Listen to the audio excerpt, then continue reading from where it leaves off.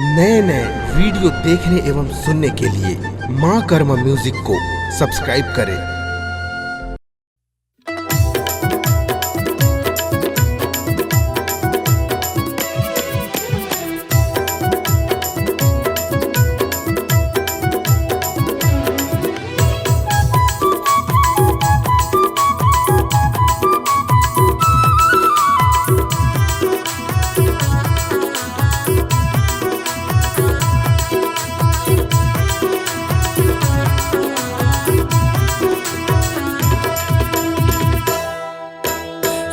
बहू के झगड़ा माँ गोसैया मूलधर रोवत है।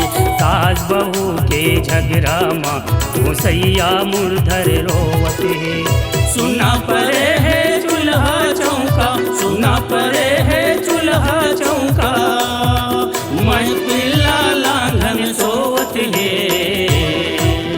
सास बहू के झगड़ा माँ गोसैया मूलधर रोवत है।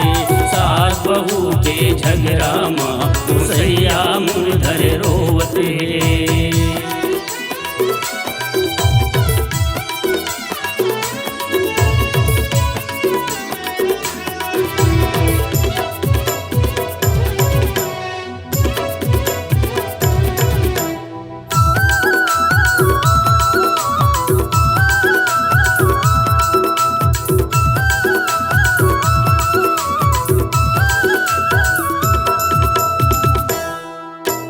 डोकरा समझावे डोकरीला, बात मानो कहे बहु छोकरीला।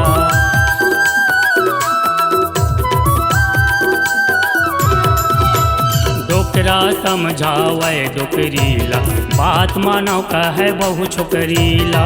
बात मानो कहे बहु छोकरीला, बात मानो कहे बहु छोकरीला। त का कहत बहु है डोकरा ला भैया? का कहत है भैया? पोरोर पोरोर झन करते डोकरा, पोरोर पोरोर झन करते डोकरा, बघवा कस गुर्रावत है। सास बहू के झगड़ा माँ गोसैया मूलधर रोवत है। सास बहू के झगड़ा माँ गोसैया मूलधर रोवत है।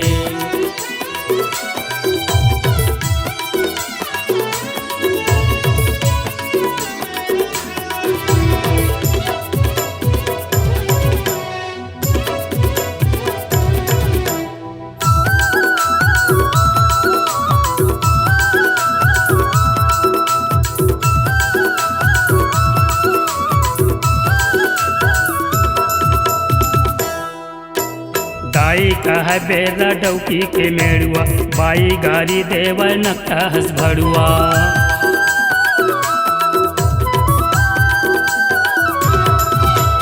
दाई कहे बेला डौकी के मेड़ुआ, बाई गारी देव नक्का हस भड़ुआ। बाई गारी देव नक्का हस भड़ुआ, बाई गारी देव नक्का हस भड़ुआ। वो बेटा के दुख लका बतावा भैया? का हो गए भैया? बेटा फंसे दुधारी तलवार में, बेटा फंसे दुधारी तलवार में, दोनों डहर लाखोवत है। सास बहू के झगड़ा माँ गोसैया मूलधर रोवत है। सास बहू के झगड़ा माँ गोसैया मूलधर रोवत है।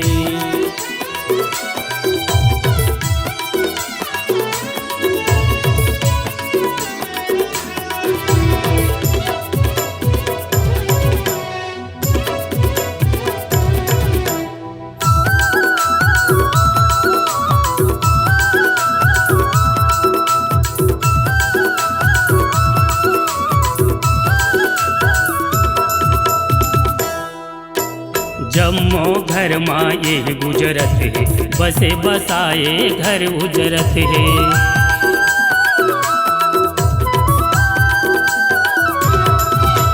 गुरुजी टोंडे समझावत है, सास बहू दोनों ला कहत है। सास बहू दोनों ला कहत है, सास बहू दोनों ला कहत है। हाँ भैया? दोनों मिल घर ला सड़क बनावा, दोनों मिल घर ला सड़क बनावा, देखो फिर घर मका होवत है। सास बहू के सुनता माँ महफिला मगन होवत है। सास बहू के सुनता माँ महफिला मगन होवत है। महफिला मगन होवत है। महफिला मगन होवत है। महफिला मगन होवत है। महफिला मगन होवत है।